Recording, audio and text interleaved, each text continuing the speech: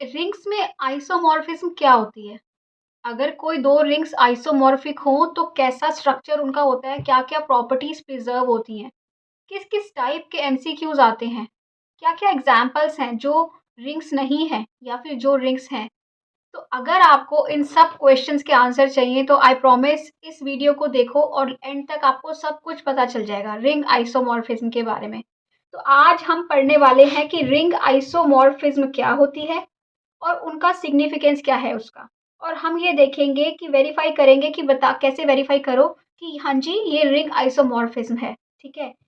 अगर कोई 2 ring isomorphic हैं, उसको आइडेंटिफ़ाई कैसे करेंगे, ठीक है? एग्ज़ाम्पल्स देखेंगे और कौन-कौन सी प्रॉपर्टीज़ जो हैं वो प्रिज़र्व रहती हैं, निलपोटेंसी, आइडेम्पोटेंट, है ना? ये चीज़ें। ऑटोमॉर्फिज़्म क्या होती है और फिर हम लास्ट में एमसीक्यूज़ करेंगे ताकि हमें पता चले कि किस टाइप के एमसीक्यूज़ पे ये रिंग आइसोमॉर्फिज़्म का टॉपिक अप्लाई होता है, ठीक है? सो आइए स्टार्ट करते हैं ring isomorphism. So first we have definition of ring isomorphism. अभी लास्ट वीडियो में हमने होमोमॉर्फिज्म पढ़ा था कि होमोमॉर्फिज्म क्या होती है ना? वहीं पे मैंने आइसोमॉर्फिज्म को भी डिफाइन किया था। तो थोड़ा-सा एक बार हम लेके चलते हैं, थोड़ा-सा स्टार्टिंग से, ठीक है? देखो फाई एक फंक्शन है, जो आर से एस तक बनाया गया। आर से एस मतलब आर भी एक रिंग है और एस भी एक रिंग है, ठीक है? फाई आर टू एस एक फंक्शन डिफाइन किया, ठीक है? जो कि 2 प्रॉपर्टीज़ को प्रिज़र्व करता था। कौन-सी 2 properties? Addition phi A plus phi B. अगर आप phi of A plus B निकालो तो क्या मिलेगा? Phi A plus phi B. और फाई ऑफ ए बी निकालो तो क्या मिलेगा? Phi A times phi B. मतलब कि 2 प्रॉपर्टीज़ प्रिज़र्व रह रही थी आपकी, ठीक है? तो अगर ऐसा है, सिर्फ़ इतना कि ये प्रॉपर्टी हो और ये प्रॉपर्टी हो, तो आप बोल दोगे कि ये क्या है? ये होमोमॉर्फिज्म है, रिंग होमोमॉर्फिज्म, ठीक है? इसके बाद अगर इसमें मैं सिर्फ़ एक चीज़ ऐड कर दूँ कि फाई जो है ना वो 1-1 फंक्शन भी है। 1-1 फंक्शन क्या होता है? ये भी मैंने डिफाइन किया था कि अगर phi of A phi of B के इक्वल है, फॉर अगर एलिमेंट्स इक्वल है तो उनकी इमेज भी इक्वल होगी, ठीक है? सो ये है आपका कि अगर 1-1 फंक्शन भी हो, तो वो बन जाती है मोनोमॉर्फिज्म। ये मैंने आपको बताया था कि मोनोमॉर्फिज्म क्या होती है, ठीक है? इसके बाद अगर वो सिर्फ होमो प्लस ऑन्टू हो तो वो बन जाती है एपीमॉर्फिज्म, ठीक है? इसके बाद वो अगर कोई मैपिंग ऐसी है या कोई फंक्शन ऐसा है जो होमोमॉर्फिज्म भी है, ठीक है? उसके बाद वो मोनोमॉर्फिज्म भी है या फिर ये कह लो कि वो 1-1 भी है और वो ऑन्टू भी है। मतलब कि कौन-कौन सी प्रॉपर्टीज़ हो गई? होमो प्लस 1-1 प्लस ऑन्टू। ये जब सारी चीज़ें आपकी आ जाएँ तो आप बोल दोगे कि जो हमारी मैपिंग है वो क्या है? आइसोमॉर्फिज्म है। बात समझ रहे हो? अगर क्या हो जाए, ये सारी चीज़ें सैटिस्फाई हो जाएँ, प्रॉपर्टीज़ भी प्रिज़र्व हो जाएँ, एडिशन और मल्टीप्लिकेशन की और 1-1 भी हो और ऑन-टू भी हो मैपिंग। ये चेक करना हम आज भी सीखेंगे और हमने पहले भी सीखा था, ठीक है? होमोमॉर्फिज़्म के लेसन में। तो ये मैपिंग क्या होगी? आइसोमॉर्फिज़्म होगी, ओके? तो आज के क्लास में आपको सारे नोट्स भी मिल जाएँगे अच्छे से कि आपको कैसे-कैसे नोट्स बनाने हैं इसके, ठीक है? ये सारे नोट्स भी मिल जाएँगे। सो की प्रॉपर्टी एक्चुअल में क्या होती है रिंग आइसोमॉर्फिज्म की? Phi R to S is a ring isomorphism, then there exist an inverse function. कौन सा? Phi inverse S to R, that is also ring isomorphism. समझ रहे हो? अगर फाई आर टू एस एक आइसोमॉर्फिज्म बन रहा है, ठीक है, तो phi inverse S to R भी क्या बनेगा? एक आइसोमॉर्फिज्म होगा और ऐसा क्वेश्चन एमसीक्यूज में आता है, ठीक है? तो ये एक प्रॉपर्टी है इसकी। और आप डिनोट कैसे करते हो? आप ऐसे डिनोट करते हो कि R is isomorphic to S. जो रिंग आर है वो रिंग एस के आइसोमॉर्फिक है। रिंग क्या होती है ना, कि जो स्ट्रक्चर प्रिजर्व रहता है, हर चीज रिंग से हम बेसिक से करते हुए आ रहे हैं। तो आज इस क्लास में हम आइसोमॉर्फिज्म पढ़ रहे हैं, तो मैं रिंग की डिटेल में नहीं जाऊंगी, ठीक है, कि कौन कौन सी प्रॉपर्टी सेटिस्फाई करती है। 2 हमारे पास रिंग हैं, अगर वो दोनों एडिशन और मल्टीप्लिकेशन को प्रिजर्व रख रही है, 1-1 ऑन-टू है, तो वो क्या है? आइसोमॉर्फिक रिंग्स हैं, ठीक है? आर और एस को आप बोलोगे कि आइसोमॉर्फिक है आर और एस रिंग्स, ठीक है? इसके बाद हमारा आता है कैरेक्टराइजेशन ऑफ रिंग आइसोमॉर्फिज्म, ठीक है? अब देखो ध्यान से, फाई आर टू एस एक रिंग होमोमॉर्फिज्म है। So following are equivalent. तो क्या होगा? होमोमॉर्फिज्म में पहले वो फाई आर टू एस एक मैपिंग है, ठीक है? तो अगर if phi is ring isomorphism, इसका मतलब क्या होगा? वो 1-1 ऑन टू होगी। क्योंकि कोई होमोमॉर्फिज्म अगर 1 1 और ऑन टू बनती है तभी वो आइसोमॉर्फिज्म बनती है ना। तो आप बोलोगे 1 implies 2, 2 implies 1, right. Phi isomorphism है तो वो 1 1 ऑन टू होगी, अगर 1 1 ऑन टू है तो आइसोमॉर्फिज्म होगी। होमो तो वो ऑलरेडी थी होमोमॉर्फिज्म, ठीक है। इसके बाद आपको अगर याद हो हमने ये प्रॉपर्टी की थी लास्ट क्लास में, अगर नहीं देखी तो प्लीज वो देखिए कि अगर कोई मैपिंग 1 1 होती है तो कर्नल फाई आपका क्या होता है 0। तो ये भी एक क्या होता है कि अगर 1 1 है तो कर्नल फाई 0 होगा, और अगर कर्नल फाई 0 है तो मैपिंग 1 1 होगी, ठीक है। आप किसी भी मैपिंग का कर्नल फाई निकाल लो, अगर आपको उसमें सिर्फ 0 मिल रहा है, ठीक है, जैसे कि phi z equal to z bar वाली मैपिंग होती है ना, इसमें कर्नल फाई 0 मिलता था। तो ये आज भी करेंगे ये एग्जाम्पल। तो कर्नल फाई अगर आपको 0 मिल रहा है तो आप बोल दोगे मैपिंग 1 1 है, और अगर मैपिंग 1 1 है तो कर्नल फाई 0 मिलेगा, ठीक है। ऐसे ही अगर इमेज ऑफ फाई s के इक्वल है, r, ध्यान रखो r टू s जा रही है हमारी मैपिंग, ठीक है, और फाई r टू s है। अगर आप इमेज निकाल रहे हो किसकी, फाई की, और वो s के इक्वल आ गई, इमेज ऑफ फाई s के इक्वल हो भी सकती है और नहीं भी हो सकती। अगर s के इक्वल आ गई तो आप बोल दोगे ऑन टू है, ठीक है, और अगर नहीं आई तो आप बोल दोगे कि ऑन टू नहीं है, ठीक है। दोनों आज हम दोनों एग्जाम्पल करेंगे, एग्जाम्पल भी नॉन एग्जाम्पल भी। तो देखो अगर बाइजेक्टिव है मतलब कि 1 1 है एंड ऑन टू है तो ये दोनों चीजें भी सेटिस्फाई होंगी। कर्नल फाई 0 होगा क्योंकि 1 1 है, और इमेज फाई s होगा क्योंकि बाइजेक्टिव में दोनों है 1 1 ऑन टू, तो 1 1 ऑन टू दोनों की प्रॉपर्टी सेटिस्फाई होंगी। सो 2 इम्प्लाइज 3, 3 इम्प्लाइज 2, ठीक है। सो ये हुआ हमारा कैरेक्टराइजेशन ऑफ रिंग आइसोमॉर्फिज्म। इसके बाद आता है हमारा कौन कौन सी प्रॉपर्टीज जो हैं वो रिंग आइसोमॉर्फिज्म में प्रिजर्व रहती हैं, ठीक है। अब देखो ध्यान से, ring isomorphism preserve all ring theoretic properties. Phi R to S एक रिंग आइसोमॉर्फिज्म है, ठीक है। ध्यान से हमने समझनी है कि फाई आर टू एस है, वो आपको दे रखा है कि वो रिंग आइसोमॉर्फिज्म है, ठीक है। तो क्या होगा, अगर आर आपकी कॉम्यूटेटिव रिंग है तो एस भी कॉम्यूटेटिव होगा, एस रिंग भी जो होगी वो भी कॉम्यूटेटिव ही होगी। तो अगर आपको कोई रिंग कोई भी दे रखा हो और आपको पता हो, एक की प्रॉपर्टीज पता हो ना कि एक कॉम्यूटेटिव है तो दूसरी रिंग भी कॉम्यूटेटिव होगी। वैसे रिंग कॉम्यूटेटिव हो कोई तो ये कंपलसरी नहीं है ना, ये जरूरी नहीं है। बट अगर आइसोमॉर्फिज्म है और उन दोनों में से एक कॉम्यूटेटिव है तो दूसरी भी कॉम्यूटेटिव होगी, ठीक है। अगर दोनों में से एक के पास R has unity, S has unity, S के पास है तो आर के पास होगी, आर के पास है तो एस के पास होगी, यूनिटी होगी तो दोनों के पास होगी, नहीं तो किसी के पास नहीं होगी, ठीक है। अगर एक इंटीग्रल डोमेन है तो दूसरा भी इंटीग्रल डोमेन होगा, ठीक है।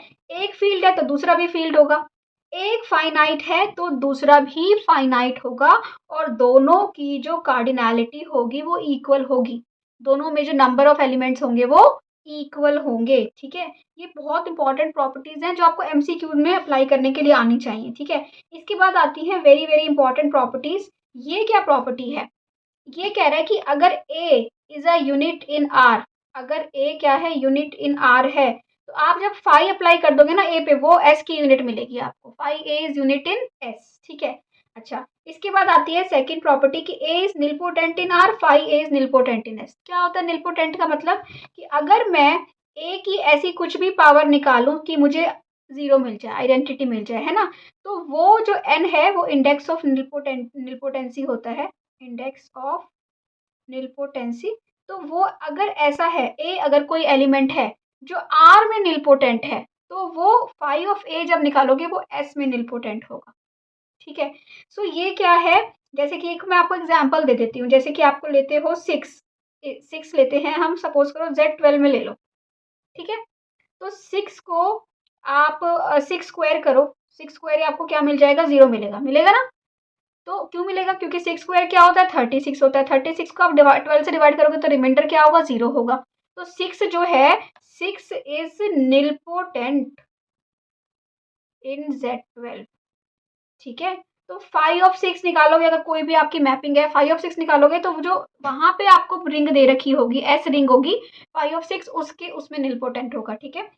ए अगर आइडेम्पोटेंट है आई में, आर में sorry, phi R to S आपकी क्या है, आइसोमॉर्फिज्म है। अगर ए आर का एलिमेंट है और वो आइडेम्पोटेंट है, आइडेम्पोटेंट मतलब ए स्क्वायर इक्वल टू ए मिल रहा है, तो फाई ऑफ ए आइडेम्पोटेंट होगा एस में, ठीक है। जैसे कि यहाँ पे भी एक एग्जाम्पल ले लो, एस अगर सपोज करो आपकी रिंग है Z6 ले लेते हैं हम, ठीक है।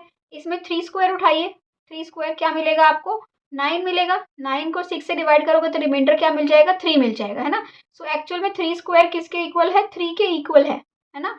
अगर आप डिवाइड बाय 6 का ऑपरेशन लगा दोगे, इसका मतलब क्या हुआ, इसका मतलब ये हुआ कि जो 3 है वो Z6 में आइडेम्पोटेंट है, ठीक है। तो फाई ऑफ ए, जो अगर कोई ए आइडेम्पोटेंट है आर में, फाई ऑफ ए आइडेम्पोटेंट होगा एस में, ठीक है।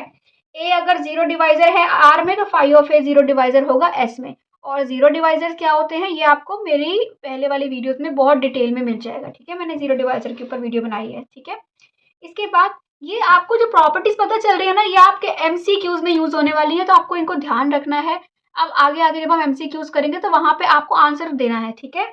तो देखो सबसेट प्रॉपर्टीज क्या होती है। अगर आर टू एस आपकी कोई क्या है, आइसोमॉर्फिज्म है, ठीक है। आई है आइडियल किसका, आर का, तो फाई ऑफ आई आइडियल होगा एस का। आइडियल क्या होते हैं ये हम नेक्स्ट क्लास में पढ़ेंगे, अभी तक हमने आइडियल पढ़े नहीं है, तो नेक्स्ट क्लास में हम आइडियल डिटेल में देखेंगे। बट थोड़ा सा प्रॉपर्टीज देख लो रिंग आइसोमॉर्फिज्म में, कि अगर आई इसका आइडियल है, फाई ऑफ आई इसका आइडियल होगा। जे इसका आइडियल है तो फाई इनवर्स जे इसका आइडियल होगा, ठीक है। जितने आइडियल्स इसके पास है, number of ideals in R is equal to number of ideals in J, in S, sorry, ठीक है।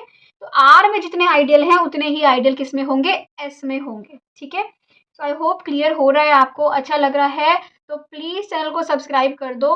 और रिंग थ्योरी की पूरी सीरीज आप देख सकते हो, इससे आपके नोट्स भी प्रिपेयर हो जाएंगे, क्योंकि मैंने बहुत मेहनत करी है यहाँ पे आपको प्रॉपरली चीज़ें मिल जाएं। यहीं पे आपको एग्जाम्पल्स मैंने करे, नॉन एग्जाम्पल्स करे, एमसीक्यू सब कुछ यहाँ पे इकट्ठा करके आपको एक ही लेसन में दिया है। सो प्लीज़ इसको लास्ट तक देखो और please support me by subscribing to the channel, ठीक है। इसके बाद आते हैं एग्जाम्पल्स ऑफ रिंग आइसोमॉर्फिज्म। बहुत ध्यान से देखना, ये एग्जाम्पल थोड़ा सा कंफ्यूज करेगा आपको ये लास्ट में, पर हम ध्यान से देखेंगे इसको। देखो यहाँ पे आपको एक आइसोमॉर्फिज्म दे रखी है, कह रहा है कि phi C to M two R, 2x2 की जो मैट्रिसेस है विद रियल एंट्रीज, ये C to M two R जा रहा है, ठीक है। बहुत ध्यान से देखना, C to M two R एक मैपिंग जारी है, ठीक है। और सच दैट जो phi of A plus iota B है वो किसके इक्वल है, A minus B, B A, ये दोनों एलिमेंट सेम है और इन दोनों एलिमेंट्स में ये this is negative and this is positive, ठीक है। ओके, सो ये आ गया आपके पास। सबसे पहले हम चेक करेंगे, हमें अगर आइसोमॉर्फिज्म चेक करना है तो बताओ क्या क्या चेक करना होता है। सबसे पहले आप चेक करते हो कि एडिशन प्रिजर्व है ना, कि आपको निकालोगे phi of A plus B, phi of A phi of B के इक्वल होना चाहिए, है ना। ऐसे phi of A dot B, phi of A multiply phi of B के इक्वल होना चाहिए। पहले तो ये दोनों प्रॉपर्टीज चेक करोगे, फिर वन वन चेक करोगे और ऑन टू चेक करोगे, राइट। तो हम धीरे धीरे वन बाय वन सारी प्रॉपर्टीज चेक करते हैं, बहुत सिंपल है। तो आपने सबसे पहले निकाला phi of A plus B, A B, क्योंकि यहाँ पे भाई सी है तो एलिमेंट्स इसके इस टाइप के, a plus B i, c plus i d. इसको हमने रियल पार्ट अलग कर लिया, इमेजिनरी पार्ट अलग कर लिया। अब phi of A plus B i है, तो ये हो गया ए, ये हो गया बी, तो ए माइनस बी एंड बी, यही है हमारी, ठीक है। अब हम ये क्या है, इसको हम ए और माइनस बी ऐसे लिख सकते हैं, दो मैट्रिसेस के सम में लिख सकते हैं इसको। तो हमने क्या किया, इसको दो मैट्रिसेस के सम में लिख दिया, क्या बना, phi of A plus B i plus phi of C plus D, मतलब कि एडिशन प्रिजर्व है, ठीक है। सिमिलरली आप मल्टीप्लीकेशन देख लो, आप a plus B i c plus d i निकालो और मल्टीप्लाई करके रियल इमेजिनरी अलग किया और उसके ऊपर हमने अपना मैपिंग अप्लाई कर दी जो भी है। अगर जैसे ए प्लस बी आई है तो हमें पता है कि यहाँ ए है, यहाँ ए है, यहाँ माइनस बी है, बी है, तो हमारा क्या बना था, a c minus b d plus a d plus b c i, तो हमारा क्या आ गया, ये आ गया, ठीक है। सिमिलरली राइट हैंड साइड इसकी क्या होनी चाहिए थी, राइट यहाँ पे पहले हमने किया phi of A plus i B multiply C plus i D, ठीक है। राइट हैंड साइड होनी चाहिए थी phi of A plus i B multiply phi of C plus i D, कि पहले आपने मल्टीप्लाई किया फिर फाई अप्लाई किया, या फिर आप पहले फाई अप्लाई कर दो और फिर मल्टीप्लाई करो। तो यहाँ पे हमने क्या किया, पहले फाई अप्लाई कर दिया, दिस मल्टीप्लाई दिस, ठीक है।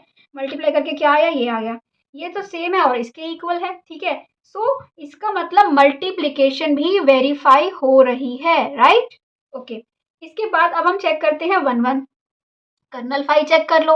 अगर कर्नल फाई 0 है दैट मीन्स क्या होगा, वन वन होगी, ठीक है। कर्नल फाई क्या होता है, कर्नल फाई लास्ट क्लास में किया था, क्या होता है, वो एलिमेंट होते हैं जिनकी जो इमेज है वो 0 है, ठीक है। आप जब मैपिंग अप्लाई करो, कर्नल फाई में वो आर के एलिमेंट आते हैं, a belongs to R such that अगर आप फाई ऑफ ए निकालो तो क्या आएगा, 0 आएगी फाई ऑफ ए। ठीक है, तो फाई ऑफ ए क्या है, ये है। ठीक है, ये 0 कब होगी, जब ए बी ये सब 0 होगा, मतलब कि 0 मैपिंग पे ही ये 0 मिलेगा, तो इसका मतलब कर्नल फाई 0 है, इसका मतलब यस ये 1 1 है। ठीक है, अब बताओ, ये बहुत इंपॉर्टेंट कॉन्सेप्ट आया ऑन टू के मामले में, यहाँ पे आपको ध्यान से देखना है। ये कह रहा है कि ये मैपिंग जो है ये M2R में कंटेन नहीं है, कि ये सब्जेक्टिव नहीं है, ये ऑन टू नहीं है, this is not onto. Why this is not on to?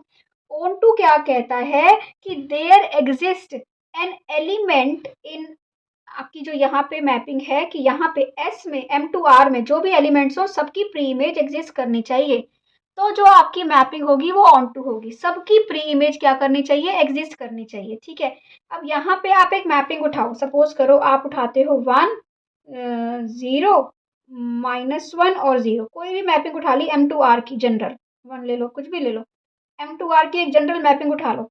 अब ये बताओ क्या इसकी क्या ऐसा एक एलिमेंट C में एग्जिस्ट करता है जिसकी इमेज ये हो, इसकी प्री इमेज एग्जिस्ट करती है?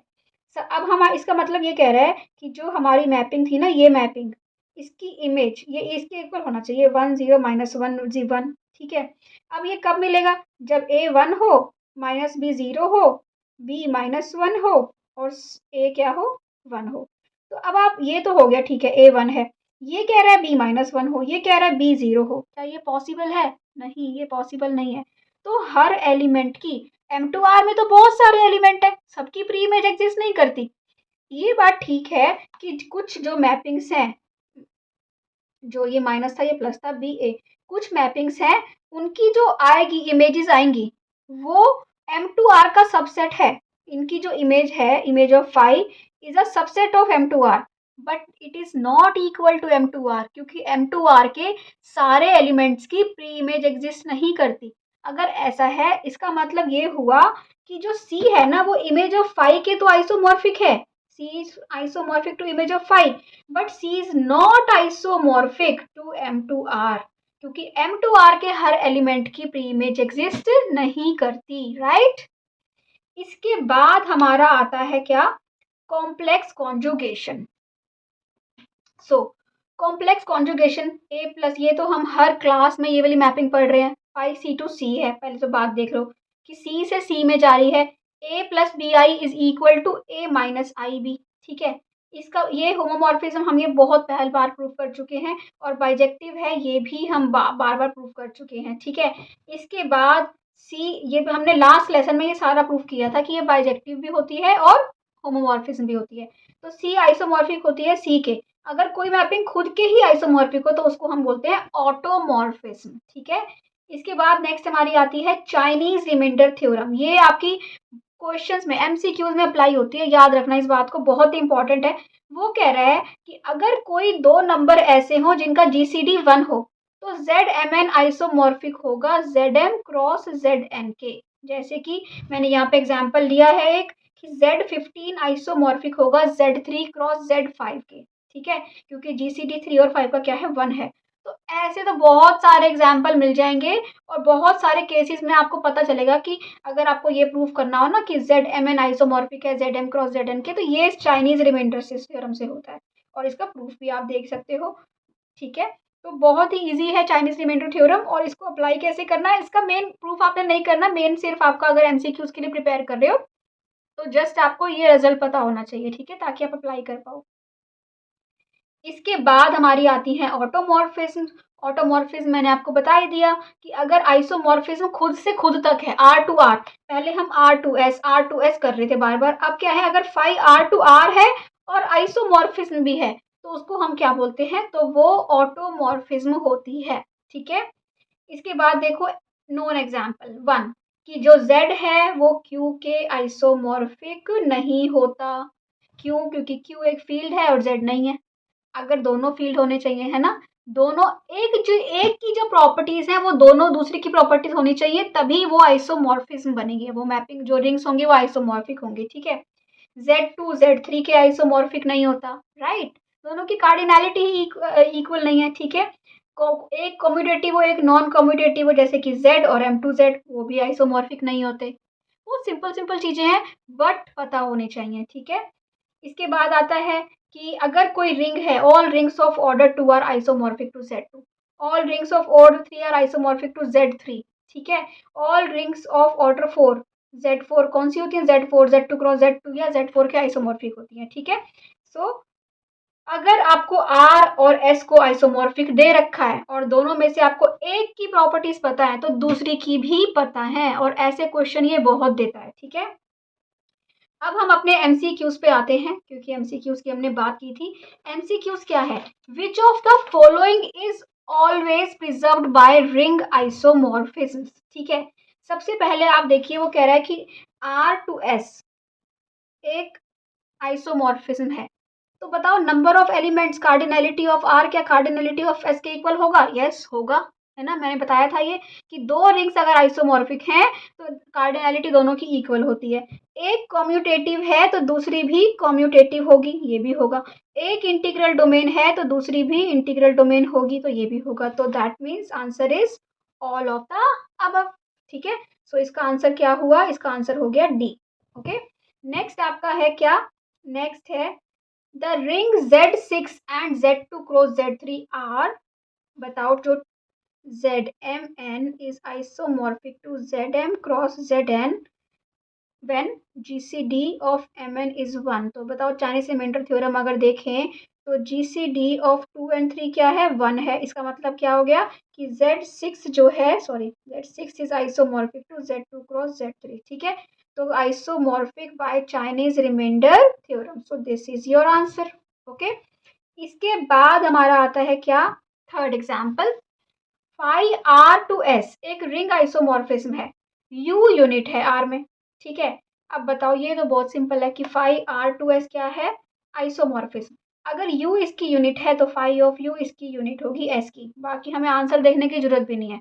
तो फाई ऑफ U किसकी यूनिट होगी, phi of U is always a unit in S। अगर कॉन्सेप्ट पता है ना आपको, MCQs आपके अपने आप निकलेंगे, ठीक है। इसके बाद आता है हमारा कौन सा क्वेश्चन, इसके बाद हमारा आता है question number 4, complex conjugation phi Z equal to Z for phi C to C same to same है, और कॉम्प्लेक्स ये तो इसका प्रूफ आपको मेरे कई क्लासेस में मिल जाएगा। अब मैंने इससे पहले जो क्लास ली थी उसमें भी प्रूफ कराया था, कर्नल में नहीं, उससे पहले होमोमॉर्फिज्म वाले में इसका प्रूफ किया था कि जो ये होता है ना, ये आइसोमॉर्फिज्म होती है। अब ये C टू C है तो ये क्या होगी, ऑटोमॉर्फिज्म होगी। इसका मतलब बताओ ऑटोमॉर्फिज्म है हमारे पास, ऑप्शन है, ठीक है। तो जब भी आपको देखो MCQ मिलता है ना, तो आपको सबसे पहले स्क्रीन पोज करके खुद ही ट्राई करना चाहिए, वीडियो को पोज करके, ठीक है। उसके बाद हमारा आता है इफ R इज आइसोमॉर्फिक, ये तो आपको ये भी आपको आता होगा, R S के आइसोमॉर्फिक है, R फील्ड है तो S भी क्या होगा, फील्ड होगा। तो इसका आंसर क्या हो गया, बी हो गया, ठीक है। इसके बाद example number 6 is homework for you, ठीक है। ये आप मुझे बताओगे कि इनमें से कौन कौन आइसोमॉर्फिक नहीं है, और इसके बाद वैसे सब बहुत सिंपल सा है, सारा दिख ही रहा है कौन नहीं है। चाइनीज रिमाइंडर थ्योरम से और Z4 वो आपको दो मिल, आप अपने आप करिए और कमेंट सेक्शन में मुझे बताइए कि क्या है इसका आंसर, ठीक है। और ये है आपके की टेक अवे जो हमने आज के लेसन में किया, ठीक है। सो रिंग थ्योरी इम्पॉर्टेंट है आपके MCQs के लिए। हम इसमें अभी आगे जो फैक्टराइजेशन डोमेन्स हैं आपके, वो सब चीज़ें करेंगे।